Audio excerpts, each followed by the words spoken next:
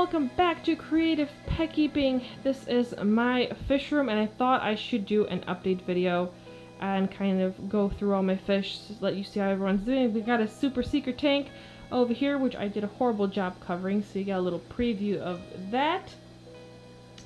And currently, as you're watching this, I'm probably at the Aquatic Experience in New Jersey, but I pre-filmed this so you guys still get a video. So usually I start on the other side, but I decided that today I'm going to start on this side. I am actually going to be getting a new light for this tank today, so we're not going to have this weird blue light. And then I am going to have to order a light for this tank, but I'm not in a hurry because there's no plants in this tank, so this tank doesn't necessarily need a light. So you guys saw this tank in the video from Tuesday. We got a closer look and some cool behaviors of the Neolamprologus multifasciatus, also known as multis. They live in shells. So recently I kind of leveled their sand. They're already starting to build again. So as you can see, there's little mounds forming. They have all these little shells that they hide in and live in. They've got 2 different territories. These guys are really awesome and an amazing shell-dwelling species, an intro shell-dwelling species, that's for sure. Oh, Littlefoot's here. Hello. Hello, Littlefoot. Thank you for visiting. She's rubbing on my butt. So, these guys are doing well. They stopped spawning for a while because I moved everything around for them, but they've been going behind that rock a lot recently, so I have a feeling that there might be some babies back there. So I've been feeding this tank with some brine shrimp. Up here is the Littlefoot. She just won't stop yelling at me. Up here is the divided single ladies Beyonce tank, as I'm calling it, because we ended up naming her Queen Bee. Are you really gonna be really needy this whole video? I have to film about the fish. This is not a cat video. This is a fish video. Why are you so cute? What, you want me to pet you? Okay, come on. Okay, I'll pet you real quick, and then I gotta go to the fish, okay? Okay, there, I petted you. So this is the divided tank. It's not permanent the way I set everything up. I just put some spare plants in here. I'm not a huge fan of how it looks, and I think I might redo it in the future, but I didn't want to leave it empty because I didn't want these girls to not feel safe in this particular habitat. So that's kind of how this looks. It is heated and it is also filtered on all sides. I kinda am running it off one line that I kind of split right here, and it's going into all 3 sides. So this is the Petco bumblebee koi female. This is Arnold's sister, who is a cellophane, and you can't really see her. Maybe if I move the light back. Let's move it back. Oh yeah. Littlefoot, you agree? What? Okay, thank you. Thank you for your commentary. So you can see the Petco bumblebee female. Let me see if I can zoom in so you can get a better look. Yeah, she's really pretty, and I would really like to find an appropriate male to spawn her with. Currently, I don't have a male that's big enough, except Blueberry, but I don't think I want to, I mean not Blueberry, Raspberry, but I don't think I want to breed Raspberry because he's my pet betta and he's doing so well. He's the healthiest betta out of all my bettas besides Sunny, and I kind of don't want to jinx it. So this is that pretty lady, Miss Beyonce over here, Queen Bee. Then we have Arnold's sister, who is a nice cellophane female who was the runt from last year, and she's been growing. She's been growing quite a bit. She looks quite nice. I just fed her. She's a little chunky. She does have blue eyes, but it's very subtle. You can't really see the blue too much.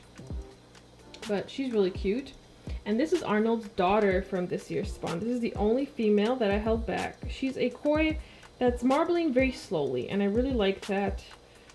Whenever I choose koi, I always prefer koi that marble very slowly. Those are the ones that I'm hoping will increase my chances of creating a stable line that will retain the koi pattern.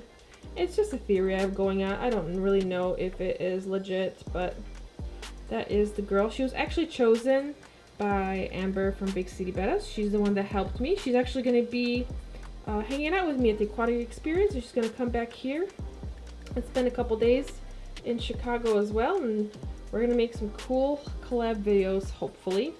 Some cool educational videos. So she's the one that picked this girl. She says this girl had the best form out of all the females. So hopefully, maybe in the spring, early spring, I will possibly breed her to someone. Not really sure what the plans are. So once again, here is a look. I guess this looks a little better now that I move the light a little more backwards. What? You are so needy, Missy. I need a film.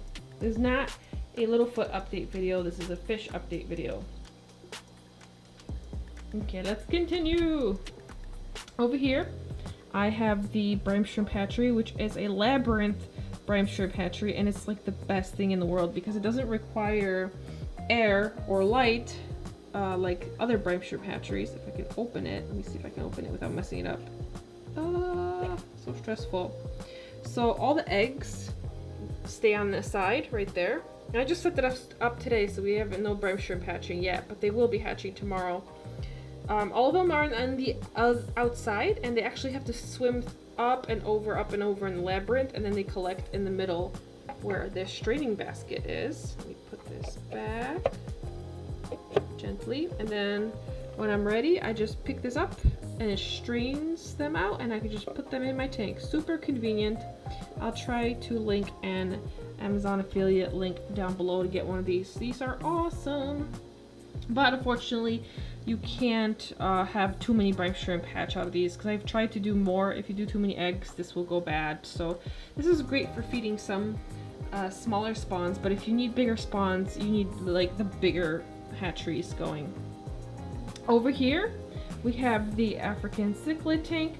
Not a whole lot is happening here because originally this was supposed to over time become a show tank. I was going to get some colorful peacocks and other like Malawi and also maybe some Tanganyikan species, but I am going to be acquiring a species from one of the members of the GCCA that I want to breed in here.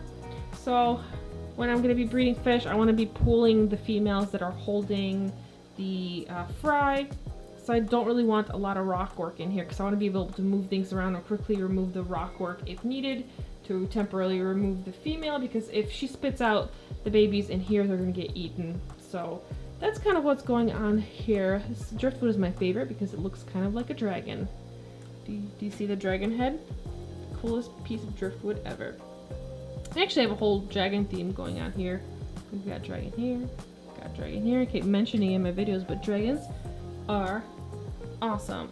Oh, and I should mention while I'm halfway really quickly, I would like to remind you guys that I do have a P.O. box, and I'll kind of put it somewhere in the video. So you guys can send me like mail that I can open up and possibly read if you would like. I've had this P.O. box for a while. I've had only 2 things sent to me before in all the 2 years I've had a P.O. box. So I've been kind of wondering if I should just close down my P.O. box, but before I do, I figured I might as well mention it a couple times just to see if anybody changes their mind. Littlefoot! Are you gonna tell them to send you cat treats in the P.O. box? Is that what you're trying to say? Totally wearing PJs right now. But yes, I have a P.O. box. I also have merch that I'm coming out with. So there's a lot of cool stuff that is going on. So down here, we've got 2 20-gallon tanks. Oh, by the way, this is a 10-gallon, 20-gallon, 55-gallon. And these are both 20-gallon. This is a 20-gallon long. This is a 20-gallon tall. So in the 20-gallon long, first of all, we finally won the battle with algae. If you look at some of my previous videos, you will see that I have been struggling with algae in this tank for the longest time. But as you can see, it's gone. We finally did it. The solution was I'm growing a ton of pothos in the filters. Now, I have 2 filters going in this tank just because I noticed that the Ocellatus really like the current. And before, when I had 1 filter, they would sort of try to claim all the shells that were by the current, and then they were all fighting for that one area. So by doing this on both sides, I'm hoping that they'll be less aggressive. Excuse me. We have seen some spawning behaviors. I haven't seen any fry yet, but they are claiming shells. They are spawning, and yeah, that's a big male right there. That is a female that claimed a shell. I have to pat Littlefoot while I'm doing this, multitasking. And I did film some footage of that, which is pretty interesting. Oh, and by the way, this is my ancient pleco right there. You see the little tail peeking out? He is the original pleco. Oh, you see his face from my old house. I've had this guy for over 13 years. He's super old and he just lives forever.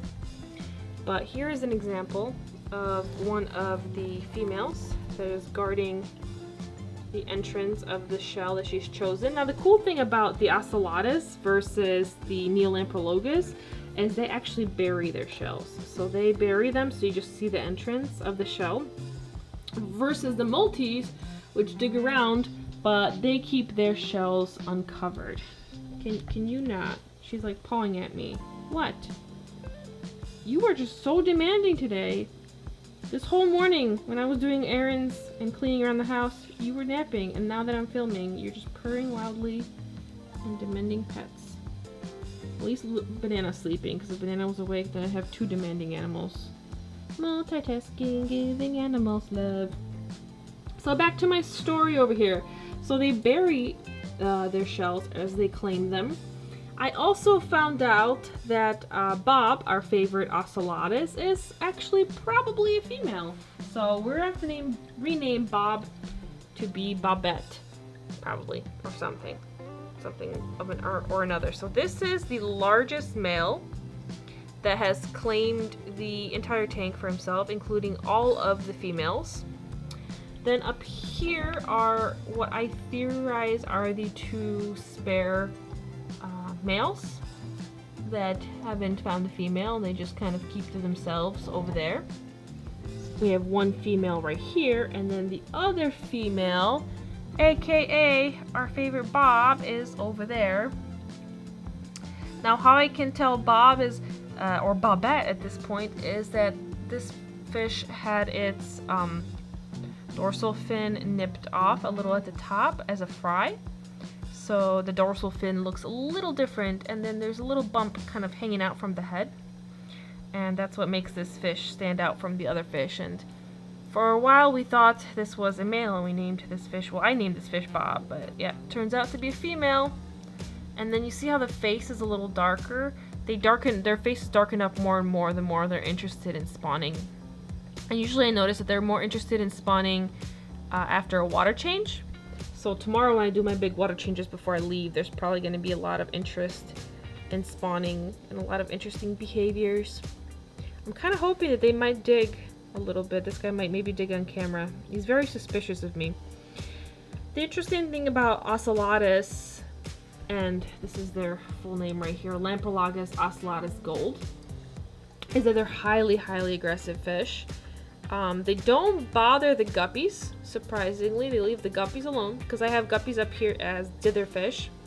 They tend to go after each other, but they will also attack anybody that goes near their shell.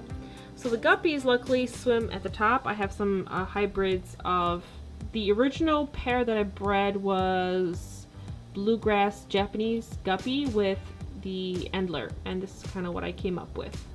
These weird, interesting guppies. So they stay at the top. They do their thing up there, and they cause a nice distraction to everybody. And then down here, the fish will protect their shells. I don't know where the male, oh, he's at this other shell. So he goes from shell to shell. It appears that we have two females here, and then we have the other two spare males that kind of don't really know what to do with themselves, so they just kind of stay out of the way. These guys have very interesting behaviors where they will use their mouth, but they will also use their tail to kick up sand as they're digging, which is really, really cool, and I'm hoping I can maybe show this on camera possibly. They're also the only fish that attack me regularly, so when I stick my hand in the tank, they will bite me and they will fight me, so, which is terrifying because I am a complete chicken and I get startled very easily, so it's always a little stressful, even though it doesn't hurt when they bite because they're so little. But I'm not the bravest person in the world. So I think we have to name this male. So this big one, it's very recognizable besides Bob. So I think we should definitely try to name this one. I just don't know what name would be appropriate. They're all looking at me. They're so suspicious. In the next tank, this tank is kind of like a very weird tank in a sense that we've got 3 female guppies, and then the rest of the fish are different size juvenile Hemichromis lafalili. I can never pronounce them. They're red jewels. I have the names right here so you can check it out, and there's my little cheat sheet right here because I'm not too familiar with this type of fish, so I ended up printing this out for myself just so I can remember their particular needs. So they're in this tank right now.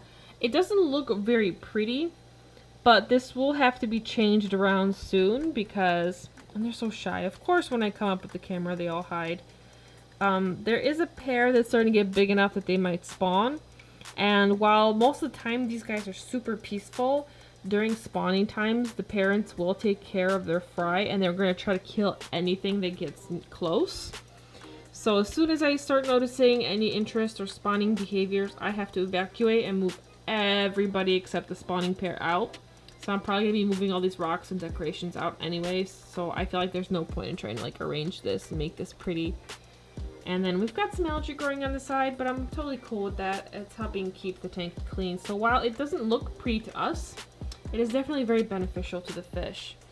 Let me see if I can try to film the bigger ones, because there is a potential pair in here. Right there, we have a female that is starting to color up, and they turn red. They turn very beautiful when they get interested in breeding. And we have a potential male. Yeah, that might be the female back there that's kind of chasing the other fish out. As you can see, she's got a little bit red on her. And they can turn like full red, which is why they're called the red jewel or jewel of the Congo, because these fish, when they spawn, turn amazing. But for now, this tank is just kind of boring as it is, and it's not the prettiest tank, but it does the job. Over here, we have what is becoming the fry rack, because literally everything is spawning in here except these guys. So there's potential babies and babies all over the place. Over here, we have some reddish guppies. I don't know what type of guppies they are. If you know what this type is called, I would appreciate it if you let me know in the comments down below. Down here we have the Apistogramma Cockatoo's Orange Flash, which is like a different color variation to the double red, which I spawned. So this guy's a little different looking. He doesn't look as cool as the one that looks like he has flames on his fins. The female, on the other hand, she is taking care of some eggs in her little cave at the moment. She's fanning them. That is the same female that spawned the previous spawn. The reason I'm pairing her off with this guy is because she's a very good mom, and she's she spawns very readily in pretty much almost anything. She just likes to spawn. So they're kind of parenting down there. Can't really see the eggs at the moment, but I do have videos where I do show her taking care of previous spawns, so you can check those out. And then I have a ton of moss over here. Then to this side we have some Judy Chromis. So these guys are super cute. I have 4 at the moment. This is potentially, I'm hoping, a female, and then I'm hoping one of these are at least a male. That's at least a goal. These are very, very interesting but very elusive fish. So when it comes to spawning, they're super secretive, which is why I have a lot of cave systems in the back, because when they spawn, they don't like to spawn anywhere where you can see them spawn. So I have that going on back there with the heater and the sponge filter, and I'm kind of hoping that they will spawn for me. They will protect the nesting area. They do pair up, which is another cool thing. So they form pairs, and pairs will breed. And they will also allow multiple generations of fry to grow up together, which is also pretty cool. Most of the time though, when they're not interested in, you know, spawning, and they might not be big enough to spawn, but I've seen them kind of float around and start practicing already. I spend a lot of time up here in the front where they like to watch me. They're probably one of the more inquisitive fish, so they like to see what I'm doing all the time. They're always checking me out, and they're very, very interested. And they're super cute, and they can swim upside down, which I think is cool. This guy's right now is kind of hugging the rock, you can see. So they swim in all sorts of directions. There's times where they just would swim upside down for no reason, and then they would just stare at me. Oh, this one's showing off. Hello. You're so pretty. And there is a little bit of blue on them as well if you look very closely, which is kind of awesome. That one's really shy. The biggest one that I'm theorizing might be a female. And then that one is hiding all the way up there. They're so cool. These guys are one of my favorite fish for sure. Maybe my second favorite to the Ocellatus. I actually never planned on having this species. I kind of got this per recommendation from my fish club, and these guys are amazing. And then over here is the super baby tank. We have 2 apistogramma spawns, 2 generations of apistogramma babies in here, as well as bristlenose pleco babies. There's one right there. So that's a tiny, tiny, tiny bristlenose pleco. For comparison, here is my finger. So these guys are super small. We also have some guppies at the top, some guppy babies, which are helping teach these little guys to eat. Let's see, there's more plecos hiding around the little tiny apistogramma. I will have a video where I highlight these guys a bit more, and we'll get to see how really cute everybody is and just kind of observe them closer. But this spawn is really growing out pretty well. Well, it's 2 spawns in here, so there's 2 different size fry. There's the really big ones, and then we also have a lot of smaller ones in here as well. So I'll have a video soon where we're going to take a much closer look at this tank, but this is the kind of shorter version of the adorable baby tank of all the baby fish. Over here, this used to be my 2 spawning tanks for bettas, but is currently holding 2 pairs of Apistogramma borellii yellow, also known as the umbrella cichlid, and they're from Paraguay. That's the location. So these guys were captive bred, but they originate from a specific location. So we have a male right here, and the female is actually already in the cave. You can't really see her too well, but she's guarding some things, so I'm pretty sure she laid eggs, because she has not come out of there all day. She just came out to eat and then swam right back in. So we're probably gonna have babies of these guys very, very soon. And then over here, you can actually see the daddy with his little baby. So these guys spawned already for me, and daddy and mommy are doing really awesome taking care of the baby. So this is another male, and the cool thing is they're not like fully grown. Oh, they can see each other, the 2 males. They have battles. So unfortunately you can't keep multiple males together. You can keep a male with multiple females though, because they can harem breed, but preferably if you're breeding you want to keep a pair. If you have them in a community tank, I would recommend just having 1 male, not really adding a female unless you're expecting them to spawn, because they will defend and protect their spawn. They'll be a little stressful. And you can actually see the little babies right here. They're so cute. They're staying close to the bottom where it's safe, and daddy's protecting them, which is why he's so angry at the other male. Oh, and the mommy's right there. Now when they become interested in spawning, I noticed that they turn this really pretty yellow. Oh, come on, focus. So the females can turn their colors on and off. They can become this kind of boring brownish, no color, or they become this really beautiful bright yellow. And right now she's a happy girl because she's got the rest of her babies with her. So she has a group, and then he has designated a couple to himself that he is taking care of as well. So he's being a very good daddy. Little babies follow him around. And one of these pairs are actually going to go to Amber. She's finally going to dive in and try keeping cichlids. And because these are dwarf cichlids, they don't really require a really big tank. This could be something that's very doable for her because she can't really have large tanks at the moment. So I'm going to be keeping one pair for myself. Probably going to be keeping the babies from whichever pair. And yeah, these guys are kind of doing well. I had this pair originally in a 10-gallon and the female was just not happy. She was very, very nervous. I think it was too big of a space. Even though she shared a tank with, you know, it was just a pair and nothing else. But I think ever since I put them in the 5-gallon, they're feeling more secure and kind of more happy. In here, we've got some just random couple decorations and keeping it fairly simple over here, but that is what they prefer. Oh, and random guppy baby that I didn't catch because the guppies used to be in here. This used to be a temporary guppy tank, and once again we've got a lot of algae in here, but that's good.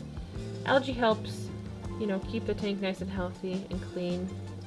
And he's showing off to his girlfriend. Oh, are you gonna go in here? Hi. Can't really see you very well if you're in here. She's checking me out. So cute. But I think we should move up and work our way up here. So we have super secret tank that I'm gonna finally unveil next week probably. Arnold Tank and the wild betta mahachai tank. So we already took a closer look at Arnold in Tuesday's video, so I'm not gonna spend too much time on him. But as always, he's doing really well. He is a single tail, single male, not single tail. Well, he does have one tail too. He's not a double tail betta, but he is a single male that lives with some male endlers. There is one bristlenose pleco in here as well. And that's kind of it. It's a very, very simple tank. It's very understocked, so it doesn't require a whole lot of work, but I really like it that way. He actually is a betta that I got for free because there was a game at last year's aquatic experience and Daniel won him for me accidentally. He just like came over and was like, hey, by the way, I want a betta, come pick one out. And I was not expecting it, but I chose Sunny and he has been the best fish ever. He loves swimming laps all the time. He's so energetic. Although it does make me sad that I won him at a game because I really don't think bettas should be a prize for a game or a competition or anything because, you know, these are living animals. And acquiring a new fish should be taken a little more seriously than just, you know, winning one as a prize. But I could ramble about that another time. So up here is the betta mahachai tank. They're a wild strain, but they were captive bred. They're from, their ancestors originate from Bangkok, Thailand. We have a nest because they spawned yesterday, but the male has no interest in taking care of the babies, which is fine. Speaking of babies, oh, Mama's here. Hi, Mama. This is their baby that did survive from a previous spawn. You can actually raise them together with their kids. Daddy is somewhere hiding because I just fed them a pretty big meal today, so he's fat and lazy and could care less about taking care of his children. So he's hiding somewhere where he can feel safe and nap. But that is their tank setup. I did raise the water level a little bit more just because it'll be a little easier to maintain water quality while I'm gone for a couple of days.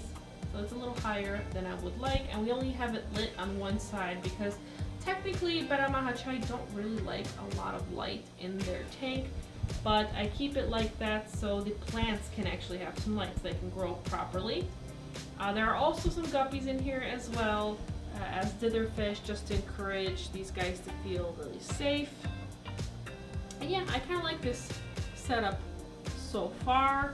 Over here we have a, I believe, is this a vision cage? I forgot what it was called, but this is the cage from Custom aquariums that I got, there's nothing in here. I would like to eventually get some sort of critter, some sort of reptile, but I'm just taking my time. I've had this for a few months already. It's just been sitting here. People think it's a TV because I guess it's big and shaped like one, but nope, just an empty cage. Lastly, we have this closet rack. We used to have fish in the retirement tanks, but I temporarily moved them down here. So the retirement tanks are empty, and the reason for that is I haven't really ordered Flex Swap, the heat tape that would go underneath and heat all of these guys yet. And the weather, even though it's still fairly warm, it's actually 78 degrees in my fish room. Just in case if the temperature drops and maybe Daniel doesn't notice while I'm gone, I don't want to take chances, and I really hate using those tiny heaters for smaller tanks because I've had these guys break on me so many times that I don't trust them anymore. So I thought it would be better, since unfortunately Arnold the betta passed away, and I have a video about that. This space is open, so I put the 2 males back here, so everybody is in here in their divided compartment. We have raspberry, blueberry, samurai, which is Arnold's dad, and then 2 of the sons of Arnold are hanging out in here. Let's take a closer look at Samurai. He's grumpy looking as always. He's an old dude, but he's doing well. He just flares at me all the time. And then let's take a closer look at raspberry. I always get these two confused. The cool thing about raspberry is he's getting more of an iridescent layer, which is kind of making him more purple now. So he started out as a koi betta, then turned red, and now he's kind of red purplish. And he is such a healthy guy for a Petco fish. Oh my gosh. I thought about spawning him, but I really don't want to jinx it because, you know, for me, all the fish that I've spawned usually tend not to do well, except Samurai, who's still doing well. And this guy's just so nice, so maybe it's just better just to leave him as a pet fish because he's doing really well. I also finally am starting to make merchandise, and he's one of the first bettas on some betta merch, so you can actually get him on a cup, a little chibi version of him. I'm also going to make some t-shirts and some more merchandise, and I'll try to make some other bettas as well. So you can actually see that if you are on a desktop, there is going to be like a bar underneath the video with different merchandise, such as the fish tube merch and Creative Pet Keeping logo merch. So you'll get to see that right there. And then I guess we can get an update on his kids, Arnold's kids. This is one of his sons right here that I chose. Considering potentially spawning this guy. Just want him to get a bit bigger. He looks pretty nice. I think his form is pretty nice. He does have some iridescent, which I don't like, but very little, luckily. He has one blue eye, which is also pretty cool, but he does have the black spreading quite a bit. So he's like a, I would say, borderline panda koi, or maybe a panda koi. I don't know if having some blue would disqualify him from being a panda koi. And then we have his brother, which is another koi, which is my, I guess, backup breeder that I'm thinking about, but he has more iridescence, which is something I'm trying to breed out of my line in particular. And he's really shy too. He doesn't really like to come up too much, but right as I say that, he actually does the opposite. Just want to prove me wrong, don't you? I actually need to name these two, so I don't really know what I'm going to name them, but they're doing well. They're pretty cute. Also, in case some people ask questions, this is another brine shrimp hatchery I have going right here. And then back here is just an experimental container with some 3 baby shrimp and some alm, and just, I'm experimenting. I just want to see what's going to be, what will happen. And then I have some banana worm culture over here. All my jars and containers. I washed all my jars, and I just kind of, and my beanies, I just kind of store them up here. My air pump and my air system is back here. My air pump is behind that. I have all these air lines powering my sponge filters, some extra filming equipment, some extra fish stuff, a ladder so I can actually reach my betta mahachai because I'm not that tall. And then lastly, down here we have the Epistogramma community tank with some endlers, as well as the pair of bristlenose plecos. So I have actually a pleco pair in here. This is the pleco male. You can actually see the bristles on his face, and he is the father of the little baby plecos that were in the other tank. This is our favorite Apistogramma cockatoides double red male, who is the father of all of the babies in the baby tank that you saw. There's some more females over here, as well as some Endler. It's right here. This is there's one that's really cool. I have one female Endler that actually has patterns on her, even though she's a female. And I'm contemplating singling her out with a nice male and just trying to breed her and keep her babies, because any babies that spawn in here just get eaten. This was more of like a community tank. It's not really a breeding tank. I got some more driftwood and I just kind of like threw it in here. So this tank is not particularly aquascaped in any way, and it is also yellow because of all the tannins. These guys really like a tannin filled tank, so that is why it looks the way it does. But that is the last tank, and that concludes the updated fish room tour and update of all of my fish. Even though this is a longer video, I hope that you still enjoyed seeing how all my fish are doing. I guess I should call Banana in here. Mookie's probably sleeping somewhere. So this is Banana, my female border collie, who's also a unicorn, and she's super cute. Kisses? Am I gonna get kisses? Boop. Yes, I am. A lot of you guys have been asking to see Banana more in videos, so I will try my best because she is super cute. She was taking a nap, but now she's being adorable. Look at you. Everyone knows you're super cute. Are you gonna dance for everyone? Can you dance? Come on. Dance. Oh, bless you. You're so cute. So I hope that you enjoyed this video. If you did, be sure to subscribe for more videos. If you like Banana, I have a ton of Banana videos on this channel, so head on over to the videos tab, and there's a lot to choose from. And hopefully I will see you in the next video. She totally wants a treat now. Look at her. She's like, pay me with treats. I don't work for free, human.